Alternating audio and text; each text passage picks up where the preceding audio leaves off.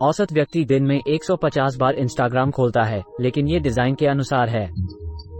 जैसा कि आपने कहा कि उत्पाद डिजाइन से आप जानते हैं कि कंपनियां ये समझने के लिए पैसा खर्च कर रही हैं कि हम जो करते हैं वो क्यों करते हैं, और उनके पास एक परिवर्तनीय इनाम होगा, उनके पास एक मुख्य लागत होगी, ये सब चीजें होंगी। बिल्कुल, और इसलिए यदि आप सुबह उठते ही सबसे पहले फोन उठाते हैं तो चुनौती यह है कि इसके कई कारण हैं।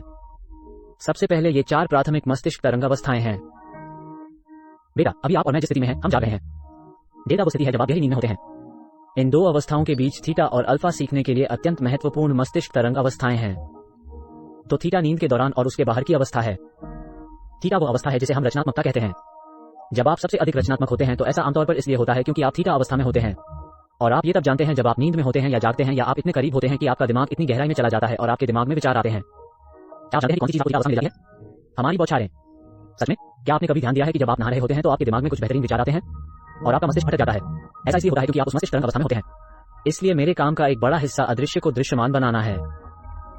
जैसे कि मैं हमेशा जब भी ये प्रदर्शन करता हूं तो मैं लोगों को बताता हूं कि मैं ऐसा इसलिए करता हूं क्योंकि मैं चाहता हूं कि आप देखें कि इस जादू के पीछे एक विधि छिपी है। और जब कोई व्यक्ति एथलेटिक्स में, शिक्षा में, प्रौद्योगिकी में, मानव शरीर के साथ कुछ असाधारण करता है तो हमेशा एक निशान होता है। आप जानते हैं, क्योंकि प्रतिभा सुराग छोड़ती है। यद्यपि थीटा से ऊपर की अवस्था को अल्फा कहा जाता है ना? थीटा के ठीक नीचे जहां आप सबसे अधिक जागरूक और जागृत होते हैं। अल्फा त्वरित सीखने की अवस्था है। यह विश्रामपूर्ण जागरूकता की अवस्था है। यह वो अवस्था है जिसमें हम ध्यान करते हैं, क्योंकि आपकी आलोचनात्मक मानसिकता एक तरफ हो जाती है और आप अनजाने में ही जानकारी को अवशोषित कर लेते हैं। क्या आप जानते हैं कौन सी चीज आपको अल्फा अवस्था में ले जाती है? क्या आपने कभी ध्यान दिया है कि यदि कोई व्यक्ति खेल देख रहा है या कोई व्यक्ति अपना पसंदीदा टीवी शो देख रहा है और आप उसके साथ बातचीत करने की कोशिश कर रहे हैं और वो वास्तव में ध्यान में है, तो वो आपको सुन नहीं पाता है, क्योंकि टेलीविजन प्रोग्रामिंग के कारण वो आपको सुन नहीं पाता है, जो कि एक दिलचस्प शब्द है। आप जानते हैं कि प्रोग्रामिंग और लोगों को ध्यान में रखना, लेकिन यह अल्फा अवस्था है। यहीं से सूचना आपके दिमाग में प्रवेश करती है। इसलिए हम लोगों को प्रशिक्षित करते हैं कि वे किस प्रकार तेजी से भाषाएं सीखें, तथ्यों को बेहतर ढंग से सीखें। इसके लिए उन्हें अल्फा अवस्था में, जो जागरूकता की एक शांत अवस्था है, पहुंच जाते हैं। और हम ऐसा डिजाइन के द्वारा कर सकते हैं, और लोगों को एहसास नहीं है। और यही पूरी बात है। मैं सचमुच सोचता हूं कि यह बात स्कूल में ही सिखाई जानी चाहिए थी, क्योंकि स्कूल सीखने के लिए एक बेहतरीन जगह है। गणित, इतिहास, विज्ञान, स्पेनिश महत्वपूर्ण विषय क्या सीखना है, लेकिन कितनी कक्षाएं सीखने के तरीके पर थीं? क्या ऐसा भी अस्तित्व है? नहीं, मैं भी यही कह रहा हूं। कितनी कक्षाएं आलोचनात्मक ढंग से सोचने पर आधारित थीं? अच्छे निर्णय कैसे लें, समस्याओं का समाधान कैसे करें, ध्यान और एकाग्रता कैसे करें, तेजी से कैसे पढ़ें, अधिक याद कैसे रखें। स्कूल में आपको 3 आर्ट सिखाए जाते हैं: पढ़ना, लिखना, अंकगणित। लेकिन याद रखने का क्या? वापस बुलाने के बारे में क्या? प्रतिधारण के बारे में क्या? सुकरात कहते हैं कि याद रखे बिना सीखना संभव नहीं है, और यही वास्तव में सबका आधार है। लेकिन मैं ये कहूंगा कि सुबह उठते ही यह जान लेना कि आप अल्फा डेटा अवस्था में हैं, आप बहुत ही सुझाव देने योग्य हैं। और यदि आप सबसे पहले अपना फोन उठाते हैं तो यह वास्तव में हमारे मस्तिष्क को 2 चीजों के लिए पुनः सक्रिय कर रहा है। खतरे। इससे आपकी उत्पादकता और प्रदर्शन का स्तर सचमुच कम हो जाएगा। नंबर 1, यह आपको विचलित होने के लिए प्रशिक्षित कर रहा है, और हमने इस बारे में बात की। हर लाइक, शेयर, कमेंट आपको बाकी सब चीजों पर ध्यान देने और आपके मस्तिष्क को पुनः व्यवस्थित करने के लिए प्रेरित कर रहा है। इसलिए जब आप किसी से बातचीत कर रहे होते हैं तो आप ध्यान केंद्रित नहीं कर पाते, क्योंकि आपने अपने मस्तिष्क को इसके विपरीत काम करने के लिए प्रशिक्षित कर रखा है। और यही कारण है कि माइंडफुलनेस इतनी महत्वपूर्ण है, चाहे वो ध्यान हो या कुछ और। ऐसा नहीं है कि मैं शांति पाने और ज़ेन अवस्था में रहने के लिए हर दिन ध्यान नहीं करता। मैं ऐसा इसलिए करता हूं क्योंकि यह एक मानसिक व्यायाम है। इससे मेरी संज्ञानात्मक क्षमताएं बेहतर होती हैं। इसका मतलब यह है कि जब मेरा मन कहीं और चला जाता है तो वो अवसर होता है। इसलिए मैं अपनी सांस या कल्पना के माध्यम से इसे वापस खींच लेता हूं। मैंने वो मांसपेशी बनाई क्योंकि वास्तव में मेरे काम का आधार संज्ञाओं को लेकर उन्हें क्रियाओं में बदलना है। तो क्या मैं आशा करता हूं कि आज मेरे पास ऊर्जा होगी या आज मेरे पास प्रेरणा होगी? जो चीजें उनके पास हैं वे सही हैं। मुझ में रचनात्मकता है, इसलिए मैं आज लिख सकता हूं या वीडियो बना सकता हूं, या मेरे पास स्मृति है, या मेरा ध्यान या एकाग्रता है। ये वे चीजें नहीं हैं जो आपके पास हैं, ये वो चीजें हैं जो आप करते हैं। और इसलिए आपके पास प्रेम नहीं है, आप प्रेमपूर्ण कार्य करते हैं। आपके पास ऊर्जा नहीं है, आप ऐसे काम करें जो आपको ऊर्जा दें। ऐसे ही ये बात लागू होती है। सीखने है, आपका ध्यान केंद्रित नहीं है। ध्यान केंद्रित करने के लिए एक प्रक्रिया है। आपके पास कोई स्मृति नहीं है। आपकी याददाश्त को बेहतर बनाने या चीजों को बेहतर ढंग से याद रखने के लिए कुछ कदम है। रचनात्मकता कोई ऐसी चीज नहीं है जो आपके पास हो। दरअसल रचनात्मकता के लिए एक प्रक्रिया होती है।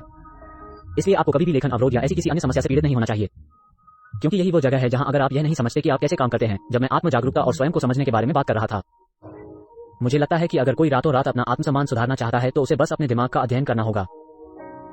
आपको तुरंत ही आत्मविश्वास और गर्व की अनुभूति होगी, क्योंकि यह पूरे ब्रह्मांड में सबसे अविश्वसनीय उपकरण है। मुझे तो ये भी नहीं पता कि इसे क्या नाम दूं। सुपर कंप्यूटर क्या है? आप जानते हैं कि यह सिर्फ मंगल ग्रह या अन्य स्थानों पर जाने के बारे में नहीं है। मैं यहां जाना चाहता हूं क्योंकि यह क्या नियंत्रित करता है। सब कुछ, हमारा करियर, हमारी आय, हमारा स्वास्थ्य, हमारे रिश्ते। आप जानते हैं कि आपको ये सब मिलता है या नहीं? आप फिर से जानते हैं कि हम अपनी बातचीत से पहले इस बारे में बात कर रहे थे। आप जानते हैं कि जब आप आयरनमैन और ट्रायथलॉन और बाकी सब चीजों के लिए प्रशिक्षण ले रहे होते हैं तो इसमें कितना मानसिक होता है। जैसा कि हम जानते हैं कि हर कोई जानता है कि क्या करना है, लेकिन क्या वे वही करते हैं जो वे जानते हैं? क्योंकि सामान्य ज्ञान सामान्य व्यवहार नहीं है, और यह एक मिथक है कि ज्ञान ही शक्ति है। ज्ञान में शक्ति बनने की क्षमता है, लेकिन ये तभी शक्ति बनता है जब हम इसका प्रयोग करते हैं। जैसे लोग सोचते हैं कि उन्हें किताबें खरीदने और उन्हें शेल्फ पर रखने के लिए अंक मिलने चाहिए, लेकिन किताबें वहीं पड़ी रहती हैं। ये स्वयं सहायता नहीं बल्कि शेल्फ सहायता जैसा हो जाता है ना? या कोई व्यक्ति जाकर कुछ सीखेगा या इस तरह का पॉडकास्ट या शो सुनेगा या वे किसी सम्मेलन में जाएंगे, वे सारा पैसा खर्च करेंगे लेकिन वे जो सीखेंगे उसके साथ कुछ नहीं करेंगे। और इसका एक कारण ये भी है कि वे इसे भूल जाते हैं। आप जानते हैं कि हर कोई जानता है कि सीखने की प्रक्रिया होती है, लेकिन भूलने की प्रक्रिया भी होती है। क्या आप जानते हैं कि भूलने की प्रवृत्ति कहती है कि यदि आप 48 घंटों के भीतर एक बार कुछ सीख लेते हैं तो उसमें से 80% बातें भूल जाती हैं। 80 इसलिए आप कोई शो सुनते हैं, आप YouTube पर कुछ देखते हैं, आप किसी सम्मेलन में जाते हैं, आप कोई पुस्तक पढ़ते हैं, 2 दिन के भीतर इसका अधिकांश भाग खत्म हो जाता है, क्योंकि कोई भी हमें ये प्रशिक्षण नहीं देता कि कैसे याद रखें। इसीलिए स्मृति इतनी महत्वपूर्ण है। इसलिए पहली बात यह है कि अपने फोन को न छुएं, क्योंकि यह आपको विचलित होने का प्रशिक्षण दे रहा है। दूसरी बात यह है कि यह आपके मस्तिष्क को प्रतिक्रियाशील होने के लिए प्रशिक्षित करता है। प्रतिक्रियाशील, इसका अर्थ यह है कि जब आप पहली बार जागते हैं तो आप जागरूकता की इस आराम की स्थिति में होते हैं।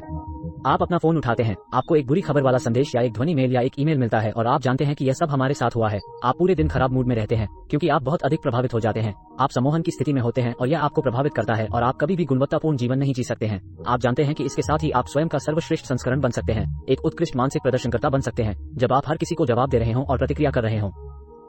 आप जानते हैं कि मेरे मित्र ब्रैंडन बचट कहते हैं कि इनबॉक्स और कुछ नहीं बल्कि आपके जीवन के लिए अन्य लोगों के एजेंडे के लिए एक सुविधाजनक संगठनात्मक प्रणाली है। और आप अपने जीवन के लिए दूरदृष्टि कैसे पा सकते हैं? जैसे कि मैंने पिछली रात अपनी सुबह की दिनचर्या पर एक पूरा प्रकरण बनाया था। जैसे कि मैं हर सुबह अपने मस्तिष्क को सक्रिय करने के लिए 10 चीजें करता हूं और मैं अपनी नींद को अधिकतम करने के लिए शाम को सोने के लिए 1 घंटे की दिनचर्या भी बनाता हूं।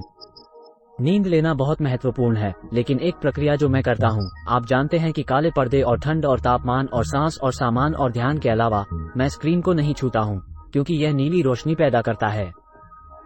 और अधिकांश लोगों को यह पता होना चाहिए कि आपके लैपटॉप, आपके फोन, अन्य सभी चीजों की स्क्रीन से नीली रोशनी निकलती है जो मेलाटोनिन के उत्पादन को रोकती है, जो आपको आराम करने और सोने में मदद करता है। इसलिए स्क्रीन न देखें। लेकिन दूसरी चीज जो मैं करता हूं वो ये है कि मैं उन 3 चीजों को लिखता हूं जिन्हें मैं अगले दिन व्यक्तिगत रूप से पूरा करना चाहता हूं और बाकी 3 चीजें पेशेवर रूप से। अब जब मैं जागता हूं तो मेरे पास अपने जीवन के लिए एक दृष्टि होती है। अगर मैं ये 3 काम व्यक्तिगत रूप से और 3 काम पेशेवर रूप से कर लूं तो यह आज की जीत है। और जहां तक मेरे फोन की बात है तो मैं तब तक अपने फोन को नहीं छूता जब तक कि मैं कम से कम एक काम पूरा न कर लूं, और यही मेरी परीक्षा है कि क्या मैं ऐसा कर सकता हूं। और आप जानते हैं कि यह हमेशा सही नहीं होता, लेकिन यह प्रगति के बारे में है, क्योंकि अभ्यास से ही प्रगति होती है और कभी भी पूर्णता नहीं होती। और मुझे लगता है कि लोगों को यह पता लगाने की जरूरत है कि उनके लिए क्या काम करता है। लेकिन मैं फिर से कहूंगा कि बाहर कदम उठाने का मतलब यह नहीं है कि किसी और के बजाय खुद पर विशेषज्ञ के रूप में भरोसा करें और इसका परीक्षण करें। आप जानते हैं कि शायद 1 सप्ताह के लिए अपने फोन को अपने बेडरूम के बाहर रखें और दिन में पहले घंटे के लिए इसे न छुएं, और दिन में पहले घंटे को थर्मोस्टेट बनने में बिताएं, न कि थर्मामीटर बनने में।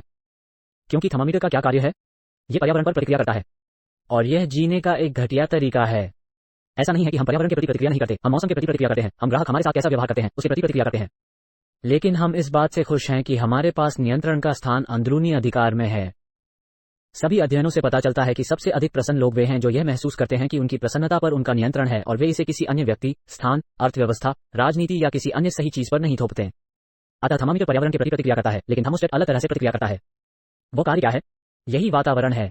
यह एक लक्ष्य निर्धारित करता है, एक तापमान निर्धारित करता है और फिर पर्यावरण उस तक पहुंच जाता है।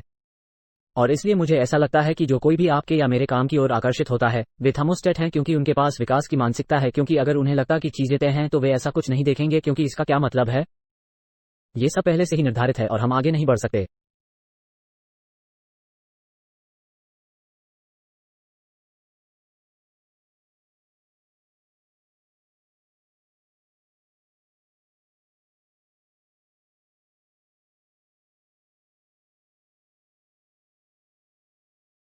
हम